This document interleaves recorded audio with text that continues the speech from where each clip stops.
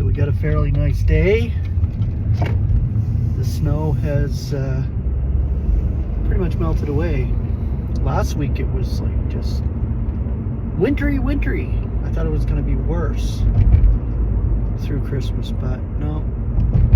We live in Alberta, so warms up pretty quick when it does. So I just want to wish everybody happy holidays.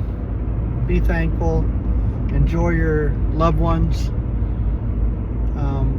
God has provided it all. And we know this as believers. So it's His will that we're still here. May the last member of the body of Christ come in before too long, so we can be in our celestial home real soon. I know it's coming. The way the world is, yes. We're right on that edge. And I thank God for that. So hang on. Moment to moment, our expectation is always right there. So, grace and peace. Have a beautiful holidays.